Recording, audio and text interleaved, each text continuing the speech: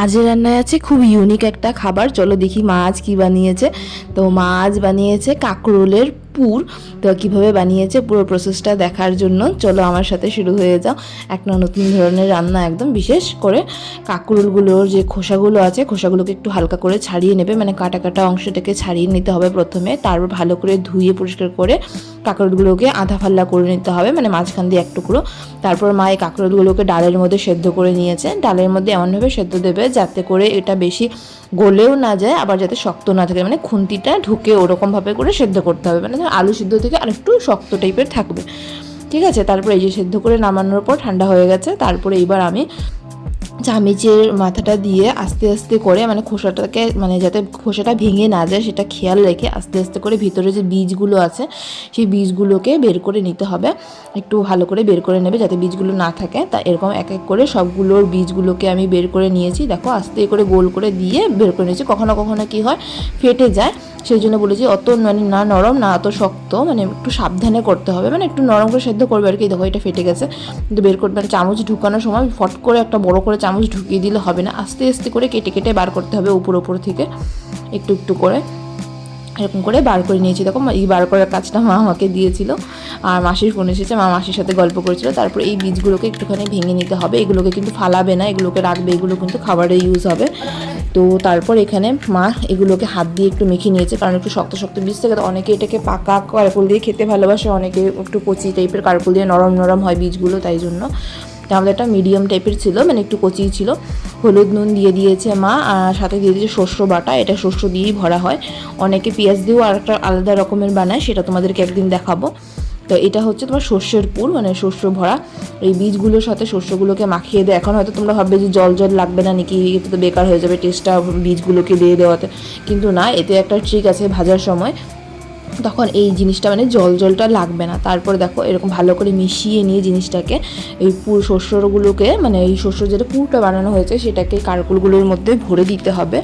কারগুলোকে ভালো করে ভরে একদম সমান করে আঙুল দিয়ে চেপে চেপে সমান করে দেবে। কখনো কখনো একটু যদি বেশি দিতে চাও তাহলে তোমার একটু উঁচু উঁচু রাখবে, বেশি উঁচুটা না দেওয়াই ভালো, একদম সমান করে দেওয়াটাই বিশেষ করে ভালো হয়, কারণ এদের ভিতরে মানে তেলগুলো গিয়ে ভালো করে ভাজা হয়। এক এক করে দেখো সম্পূর্ণটা ভরে নিয়েছে। প্রথমে একটা জিনিস খেয়াল করেছো কিনা, এতে মা কিন্তু মরিচ দেয়নি, মানে ঝাল দেয়নি। তো ঝালটা, কারণ মা আর আমি ঝাল ছাড়াই খাবো, তাই জন্য মা 4টা বানিয়ে নিয়েছে আমাদের জন্য, মানে দুজনে দুটো দুটো করে ঝাল ছাড়া। আর এখন বাবার জন্য বানাবে ঝাল দিয়ে, এই জন্য মরিচের গুঁড়ো দিয়ে দিয়েছে। মরিচের গুঁড়ো দেওয়ায় দেখো রঙটা পাল্টে গেছে, আর মরিচটা দিলে টেস্টটাও একটু আলাদা হয়। তোমরা যদি কাঁচা লঙ্কা বাটতে যদি অসুবিধা না হয়, তাহলে কাঁচা লঙ্কা বা কাঁচা মরিচ যেটা বলো সেটাকে তোমরা এই শস্য বাটার মধ্যেও দিয়ে বেটে নিতে পারো, এরকমও করতে পারো। বা তোমরা চাইলে গুঁড়া মরিচগুলো, মানে গুঁড়া যেটা পাউডার পাওয়া যায় রান্নায় দেওয়া হয়, সেটাও দিয়ে দিতে পারো, যেরকম ইচ্ছে আর কি। যার না দিলেও চলে, মানে বোঝা যায় না কিছু, ঝালটা দিলে একটু স্বাদ হয় আর কি। তো বাবা যেহেতু ঝাল প্রিয়মিক। তো দেখো সবগুলো রেডি হয়ে গেছে। এর উপরে কিন্তু কোনো রকমের প্রলেপ দেওয়া যাবে না, যেটা বলেছিলাম যে বীজগুলো যে দেওয়া হয়েছে ওর জন্য পাঞ্ছা লাগবে নাকি। তো এতে যদি তোমরা যদি প্রলেপ দিয়ে দাও, প্রলেপ দিলে তখন গিয়ে পাঞ্ছা লাগবে। প্রলেপ ছাড়া এগুলোকে বানাতে হবে। প্রলেপ ছাড়া কী করে ভাজবে সেটাও দেখাচ্ছি তোমাদেরকে। প্রলেপ দেওয়া মানে চলবে না, প্রলেপ দিলে ভিতরে শস্যটা কাঁচা কাঁচা রয়ে যাবে। দেখো তেলটা ভালো করে গরম হওয়ার পর এগুলোকে শস্যের দিকটাকে তেলের মধ্যে দিতে হবে, এতে করে শস্যটা, আজকে প্রথমেই আমি ভাজা দেখলাম, মা বললো যে তেলের মধ্যে একদম সরাসরি দিয়ে দিবি, তাহলে আর মানে ওই শস্যটা ভেজে মানে ভেঙে বেরোবে না বা শস্যটা গলে বেরোবে না। তো একদম মুখটা সিল হয়ে যাবে। দেখো হাই ফ্লেমেই ভাজা হচ্ছে, এতে করে শস্যটা মানে গলবে না, মুখটা ছাড়বে না। আর যদি এখানে তোমরা বেসন ইত্যাদি দিয়ে যদি একটু ঘোল বানিয়ে যদি তোমরা যদি একে যদি মানে যেরকম পকোড়া করা হয় ওরকম যদি করো, তাহলে ভিতরে শস্যগুলো মানে জল জল পাঞ্ছা পাঞ্ছা থেকে যাবে, ভিতরে শস্যটা ভালো করে পাকে না, মানে একটু পাঞ্ছেতে রয়ে যায়। সেই জন্য মা কী করে এরকমভাবে কাঁচা কাঁচা ডাইরেক্ট দেয়। দেখো যেভাবে 5 মিনিট বা 2-3 মিনিট মতন এরকম হাই ফ্লেমে রাখার পরে শস্যগুলো একদম মানে একদম সিল মতন হয়ে গেছে, প্যাকিং হয়ে গেছে, আর এখান থেকে শস্য বেরোবে না কোনো মতেই। তারপর পিছন দিকে খোসার জায়গাটাকেও ভেজে নিচ্ছে। প্রথমে কী করবে, এরকমভাবে যখন লক হয়ে যাবে মানে শস্যটা, তারপরে খোসার জায়গাটা ভেজে নেবে, তেল থাকবে তখন কড়াইতে। আর নয়তো সামনের দিকটা যদি ফার্স্টে ভাজতে যাও পুরো কড়া করে, তাহলে কী হবে, সবগুলো তেল এই শস্যর ভেতরেই শুষে যাবে। তাই জন্য কম তেলে যাতে ভাজা হয় তার জন্য আগে খোসাগুলোকে এরিয়াটাই ভেজে নিতে হবে। খোসাগুলো যথেষ্ট লাল হয়ে গেছে, ভাজা হয়ে গেছে অলমোস্ট। তো তারপর আমরা কি করব, মানে উল্টে পাল্টে দিয়ে এখন সামনের দিকটা মানে যেটা শস্যর দিকটা ছিল এই শস্যর দিকটাকে দিয়ে দেবো।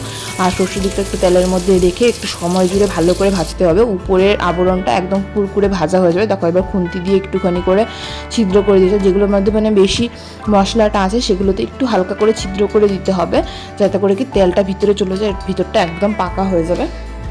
খেতে কিন্তু টেস্টটা ভীষণ দারুণ লাগে, মানে বাইরেটা মুচমুচে কুরকুরে হয় আর ভিতরটা একটু মানে সফট টাইপের হয়। দেখো একদম পুরো করে ভেজে নিয়েছে, মানে উপরটা পুরাতে হবে। আর কারকুলের পাশগুলো যদি মনে হয় কাঁচা আছে তাহলে পাশগুলোকে একটু খুন্তি দিয়ে ধরে রেখে পাশগুলোও ভেজে নেবে। এই হয়ে গেল আমাদের ঝাল ছাড়া চাটখানা। তারপর বাবার ঝাল দেওয়া এগুলো ভেজে নিচ্ছে মা। তোমাদের কেমন লাগে এই রান্নাবান্নাগুলো? যদি ভালো লেগে থাকে একটু সাবস্ক্রাইব করে দিয়ে পাশে থেকো, তোমাদের সাপোর্টের ভীষণই দরকার। আর তোমরা নেক্সট কী রকমের রান্না করে মানে দেখতে চাও তোমরা জানিও। আর তোমাদের বাড়িতে এই রান্না হয় কি পারলে জানিও তো। দেখো সবগুলো পুরো রেডি হয়ে গেছে। আর এটা সেই পুরটা যেটা মানে আমি ভাজছিলাম, আমি ভাজ থেকে ফাটিয়ে ফেলেছিলাম। আর যেটা মানে অলরেডি আমার সাইড থেকে মানে ভিতরের ম্যাটেরিয়ালগুলো বের করতে গিয়ে ফেটে গেছিলো, সেটাই। চলো তোমাদেরকে থালে আমি দেখিয়ে দিচ্ছি ভিতরটা কেমন হয়েছে। ডাল, লেবু আর এই ভাজা হলে আর কিচ্ছু লাগে না। দেখো বাইরেটা কত মুচমুচে পুরো হয়ে গেছে, আর কিন্তু ভিতরটা দেখো একদম নর্মাল আছে, কোনো রকমের কালো ভাব হয়নি। আর বাইরেটা যে পুড়েছে তো তোমরা বুঝতে ভাববে যে তিতা, কিন্তু ওরকম কিছু